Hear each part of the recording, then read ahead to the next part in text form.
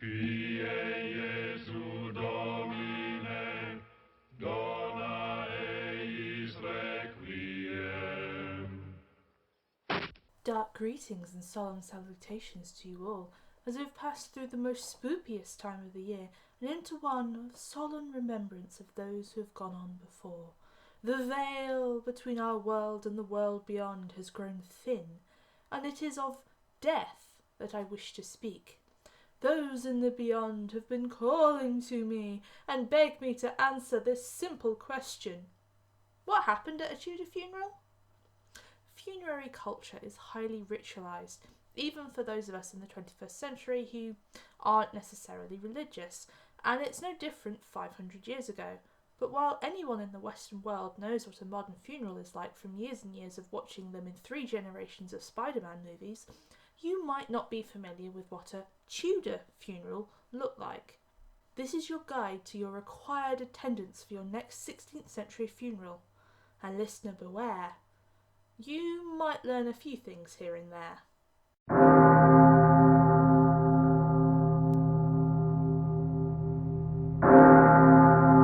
The first stage of the Tudor funeral was the ringing of the bells at your local parish church. Consider them the social media shout-out of the 16th century. The ringing of the bell, the rhythm, the amount of rings would tell you the latest need-to-know news. And in terms of death, the church bells would tell their local community when someone was in the process of dying, when they'd actually died, and when the funeral was in process. The bells were a way to tell the community, hey, we're about to lose someone, you better get rushing to them right now, and it's a sign of respect to the dying and their family. The longer the ring of the bell, the higher the social class of the dead. A simple labourer might have a single ring for 15 minutes, and your local lord might have a complex series of peals that lasted all day and all night. For the Catholics of England before the Reformation, the church bells would prompt neighbours to pray for the soul of the newly dead to help them on their journey through purgatory. This all changed when Henry VIII attacked.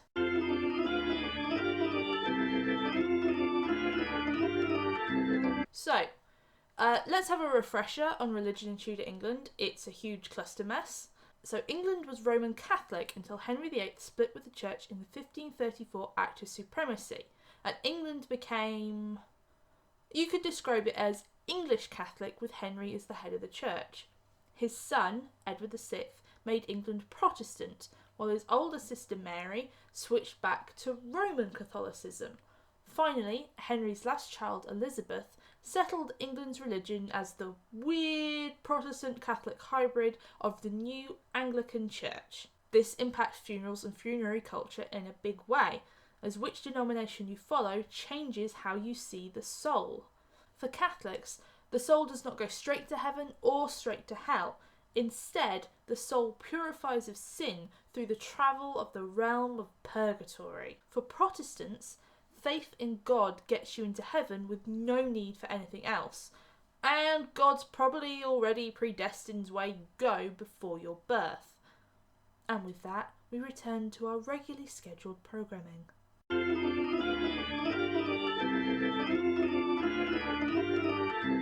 During Elizabeth's reign, the official rules around bell ringing changed. The idea that bells could help your soul was out, and bells ringing moderately was in. Too much ringing and fuss was a sign of secret Catholic practice, and reformers ordered church bells to be tolled only when any Christian body is in passing, and after the time of passing, to ring no more but one short peal, and one before the burial, and another short peal after the burial.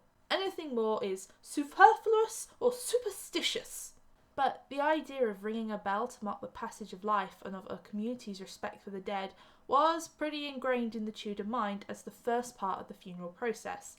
Thomas Adams, a Jacobean preacher commenting a few years after the death of Elizabeth I, thought that the ringing of a church bell for the dying puts into the sick man a sense of mortality. The bells, for him, were a vital part of how a community emotionally responded to death. The sound of the bell excites the hearers to pray for the sick.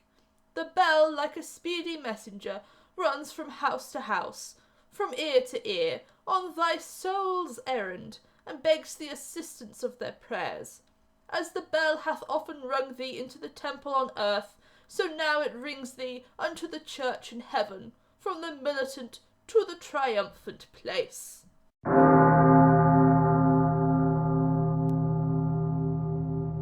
Solitude is for saints. 16th century Britons did not do anything on their own. They lived in a social world, as nearly everyone lived in close confines and in close proximity to others.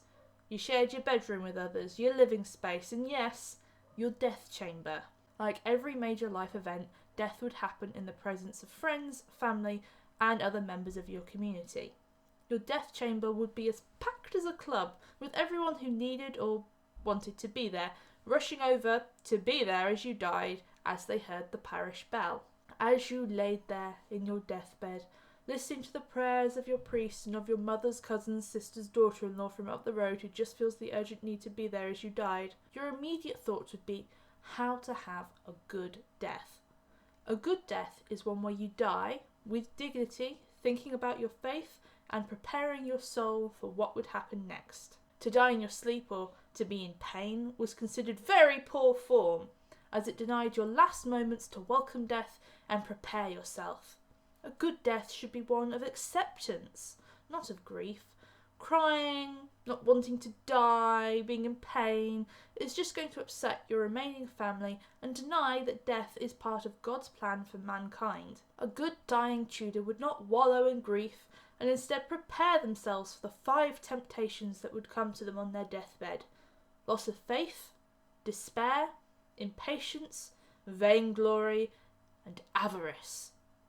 The last one might sound a bit weird, but many Tudors decided and formalised their wills in their deathbeds, so it's the last chance to sort out your estate. Those waiting on the dying should be supportive and help them be ready for the moment of death. If you're a family member in the death chamber, you can expressly not give the dying any hope of recovery. Remember, good Christian accepts their fate. You also shouldn't talk about worldly possessions and belongings, so you can't talk about your inheritance, and you also can't talk about family and friends. You can't share good memories or cheer them up with anything that will distract them from being ready to die. The best thing to do is to pray for their soul and to be very serious about it. You could, if you wanted to lighten the mood, read an informative and religious history that the dying person was especially fond of. Once the dying person has been bored into shuffling into the next plane of existence, the actual funeral starts in the room. Those in the presence of the dead would start saying prayers and psalms over the dead body, and, pre-Reformation, the parish priest would sprinkle the body with holy water to begin the soul's journey through purgatory. Once this is done, preparations can begin.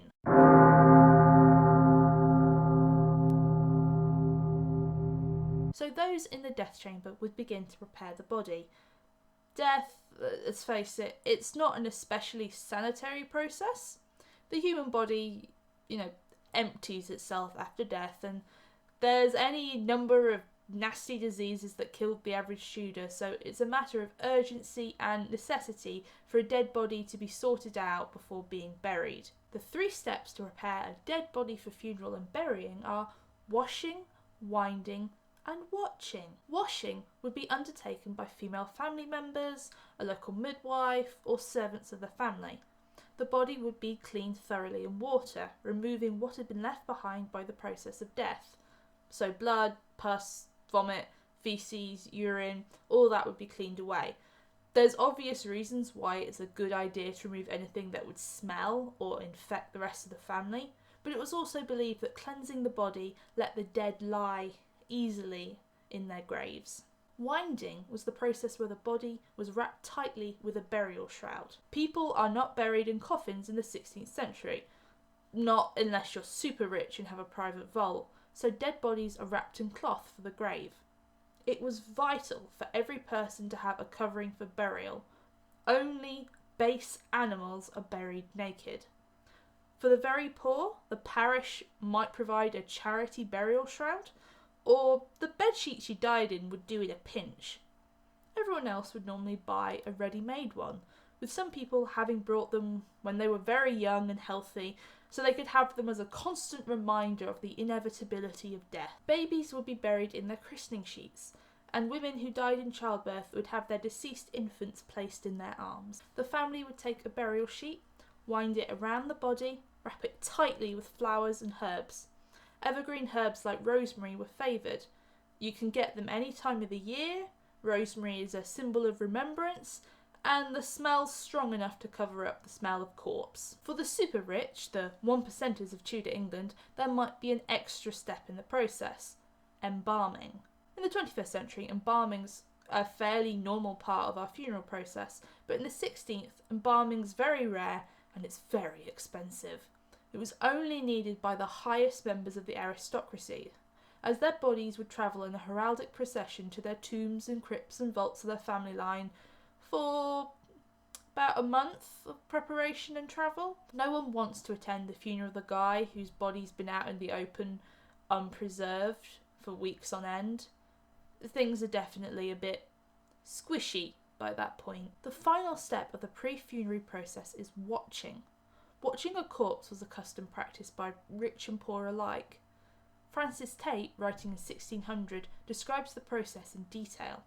The dead body is laid forth, as they term it, upon a floor in some chamber, covered with a sheet, and candles set burning over it on a table day and night, and the body continually attended or watched. There are reasons why sitting up day and night with a corpse before the day of the funeral was a vital part of preparation. As you might suspect, being able to tell that someone was actually properly dead was not a particularly precise science. The supposed corpse might just look really dead, having fallen into a coma or unconsciousness, and watching the body is one way to make definitely sure that you're not burying an actually alive person. It also made sure that the soul had left the body fully. The Tudors believe the soul has to leave the prison of the body to go on to heaven.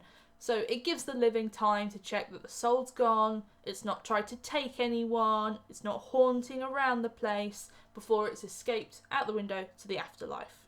The process of washing, winding and watching had practical and religious reasons to happen, but they should also be considered as part of the emotional process of recovering from a death. Caring for the dead allowed their family and friends to have one last connection with the person they'd lost, and to put their love and care into preparing them for the next stage of their existence. It's time spent saying goodbye in a very real and meaningful way before saying goodbye as part of your community.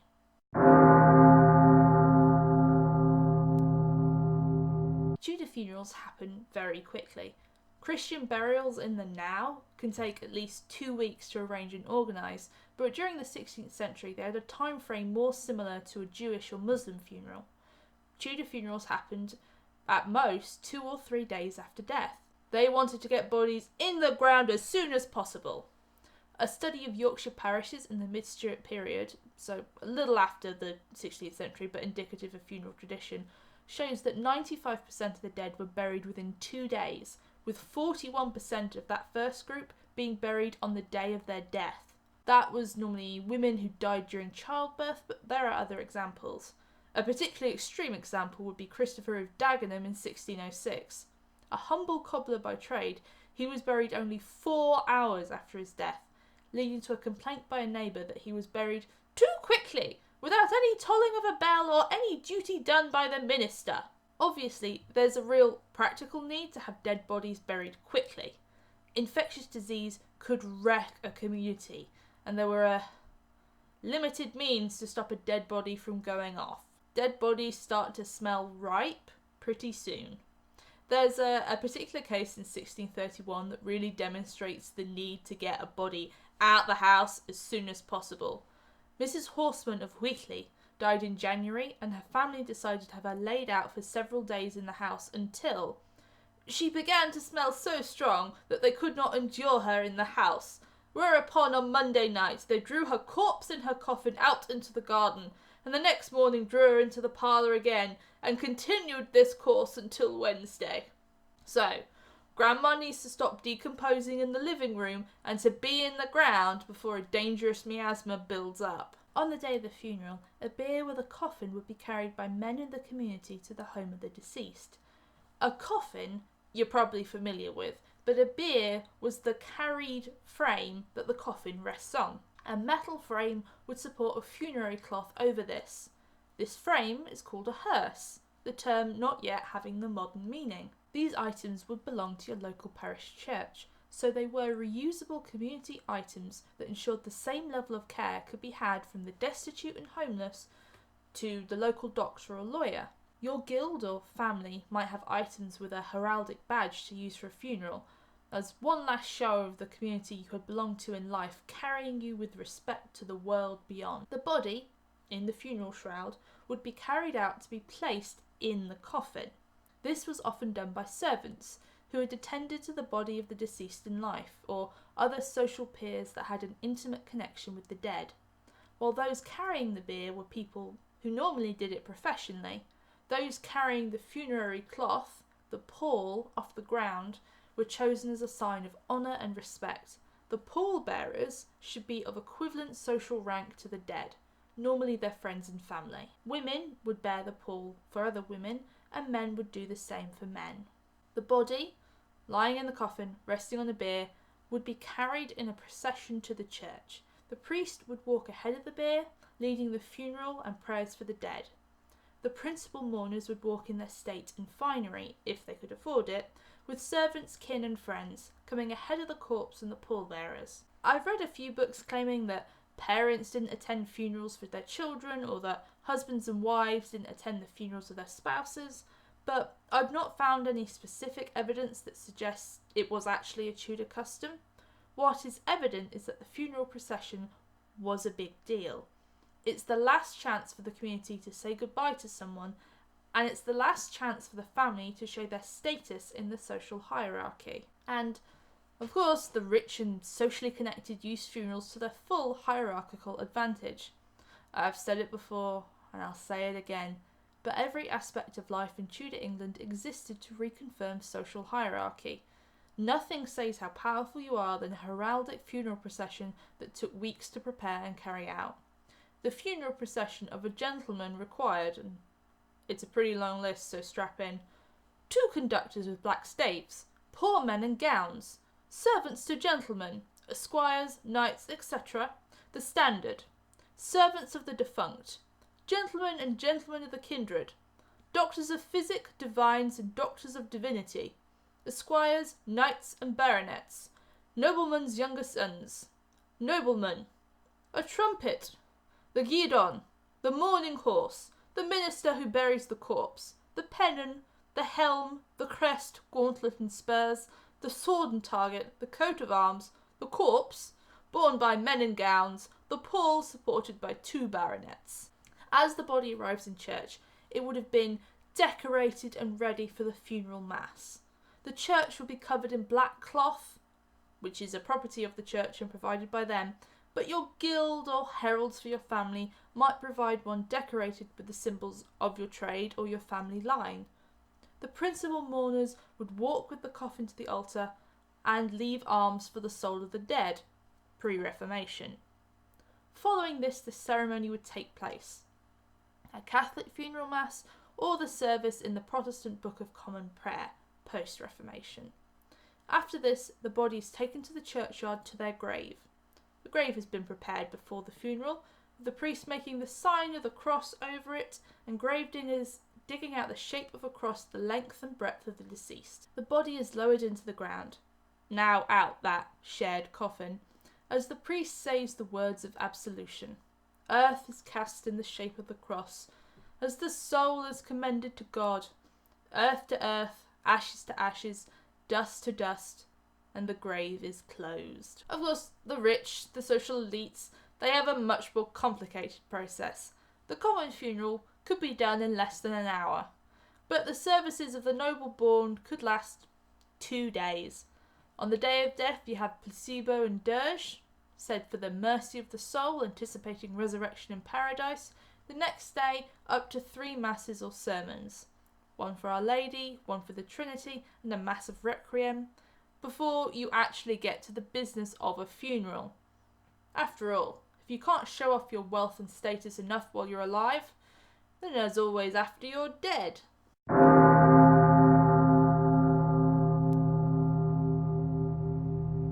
a body isn't a simple question in the 21st century.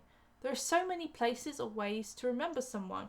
Graveyards, municipal cemeteries, eco-burials, cremation, scattering the ashes in a place they love, scattering the ashes at church, a vault in a church. It takes so much time to decide. But the Tudor family has no such problems or questions.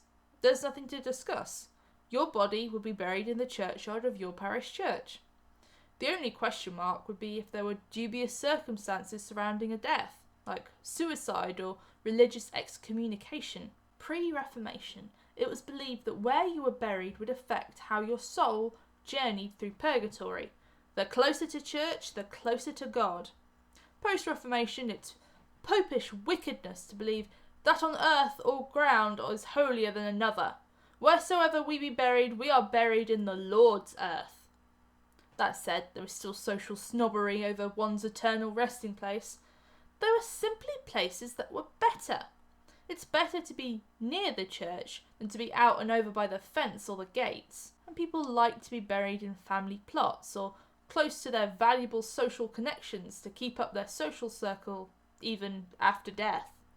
Graves were supposed to be at least 6 feet deep, orientated east and west, with the body face up to greet the angel on Resurrection Day.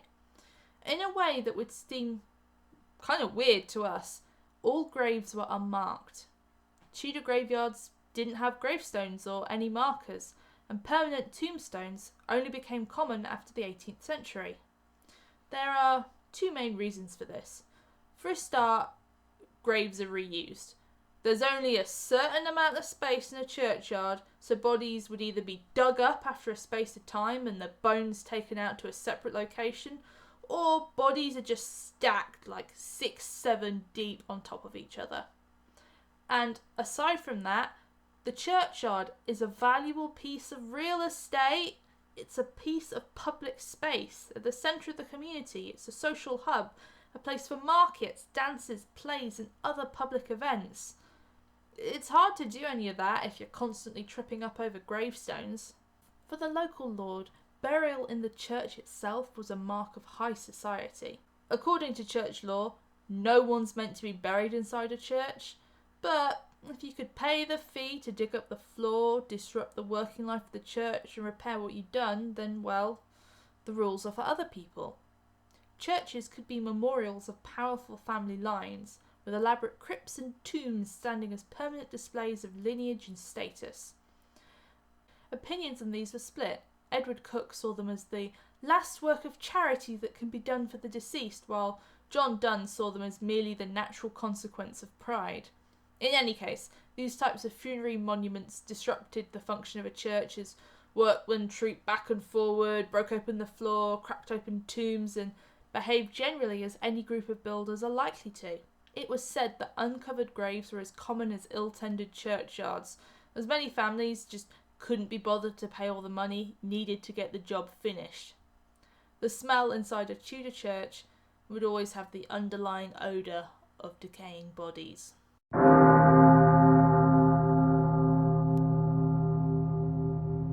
Funerals are not the end of ritual around death. There are other elements in remembering the dead, the most obvious being mourning and wearing black. The act of mourning, so secluding yourself from the rest of the world, was something that only the moneyed could do. It's hard to separate yourself from the world and devote yourself to grief when there's crops to tend to and animals to feed. For most people, moderate mourning was thought to be enough. 2 to 3 days, a week at the utmost. Ritualised mourning was seen as being inherently Catholic, and those sneaky Catholics had to be stopped at every chance. The Tudors did wear black to mark a death or attend a funeral, but how much you could do was limited by the amount of money and the time that you had. In some areas of England, sending mourning clothing to family members was a formal announcement that they were going to be needing them very soon and they'd have a part to play in a funeral.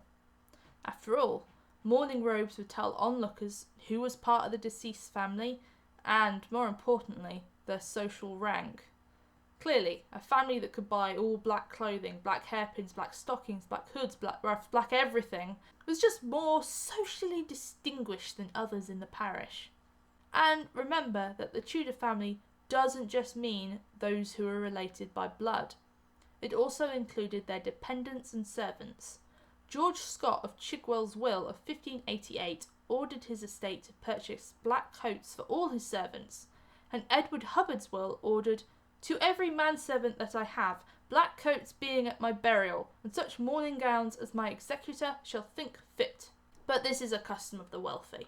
Average people would just wear their normal clothing to a funeral, or perhaps, treat themselves to a black ribbon or an armband. Really strict Protestants saw wearing black as a superstition that had just too much to do with those blasted Catholics, but this was hardly the norm. A Jacobean preacher called Robert Hill defended mourning clothing and mourning as a concept.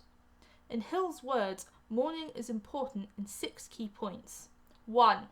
By it we keep a memory of our friend. 2. We are drawn to some humiliations. 3. We are put in mind of our own mortality. 4.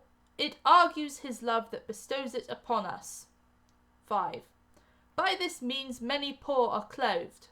6. It is but a legacy of the dead upon the living. Once the ceremony is done, the wake and a feast must follow. Now, anyone who had not been part of the funeral would arrive for the drinking that would follow, and yes, it is called a drinking. Food, plenty of drink would be put on at the house of the deceased, and the community would celebrate their memory. But a second feast would also happen. Those with enough money were socially required to provide acts of Christian generosity in their will. They would leave money to be distributed as alms for the poorest of their parish, as well as pay for food to be given out at a feast. These could be immense and lavish.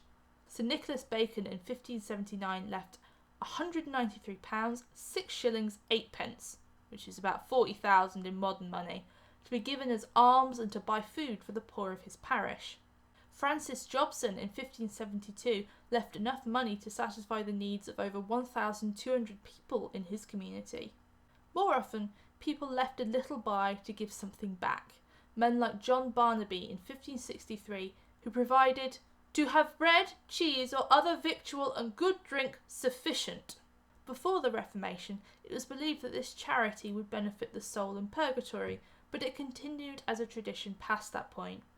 It was seen as a way to give back to your parish, an act that contributed to the commonweal, and was seen as a vital act to support the poor.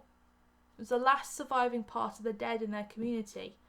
Although reformers called it papist superstition, they found it hard to eradicate a tradition that involves giving free food to anyone who wants to claim it.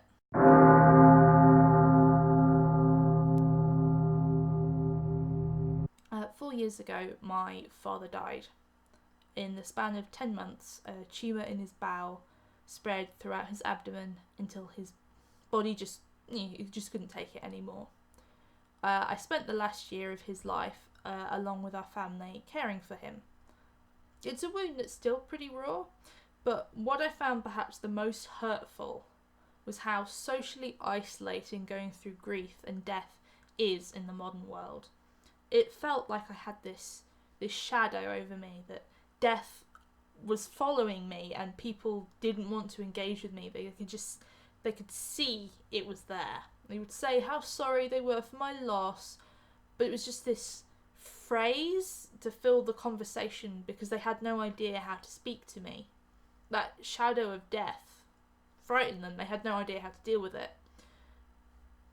We've all become so scared of death, even though we know it's going to happen. It's what's waiting at the end of line for us all, but we push it away, we deny it, we refuse it. We're a little disgusted by it. Like, death is this ultimate evil, and we choose to just be ignorant that it's coming. When I received the phone call that my father was dead, I wasn't sad initially. I only felt relief that it was over. Because in this cultural fear of death, our idea that death is this enemy we must fight, I think a lot of us forget that it can be a release. It's when pain and suffering don't happen anymore. And the emotional healing of us who are behind, it can start to happen. And when researching this Tudor culture around death, I I found this communal sense of relief and remembrance. You know, everyone knows they're going to die, but it's incorporated into daily life. The duty of care for the dying and the dead just goes beyond a family. A death was something that brought a community together in support. They have this loss that's shared and carried across so many shoulders. A death was not an event that leaves people in silent suffering. Your neighbour would come round to help you wash the body of your dead loved one and watch over them. Your street comes out to support you in your funeral procession, and your community's there at the wake afterwards. The Tudor world was a communal one, and death a universal experience. Every man and woman knew they were going to die, and the acceptance and experience of death was integral to their life.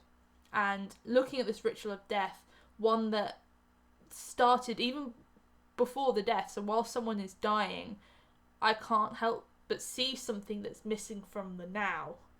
I look at the processes they had, this way of how everyone was involved and everyone was supporting each other, and see ways how they engaged openly and honestly in how death impacts us, the holes it can leave behind, and how it makes you need other people. Where we see only pain, the Tudors saw hope. Death was a natural part of the cycle of life, but it's the end of human suffering. Your soul is freed, it can travel to paradise, and that's not the end of you. Death is just a stage in life that must happen. Death was a stage in life that must happen. But it's no point being upset about it, because that's normal. Like, it's a normal thing to die. Your soul will be free afterwards, and you've got so much more. The community should look forward to seeing you again someday. And I just can't help but wonder whether death would be as traumatic and painful if we still shared our grief across communities, had ways to show our love and care for those who have died, and saw death not as an evil, but as a natural transition in the life cycle. I don't think I can answer that question. Death is traumatic, but funerary traditions are there to help us cope with our emotions, to try and get us to a place where the death of someone we love is no longer the first thing we think of each day as we wake up. Also, I can't get over how everything to do with a funeral in the 16th century was so cheap. Funerals are so expensive. I can't believe you could basically not spend any money at all because your local church provided everything for you, that everything was there, and they were like, you know what, just borrow this coffin, borrow this hearse, doesn't matter. I mean, my God, what a savings.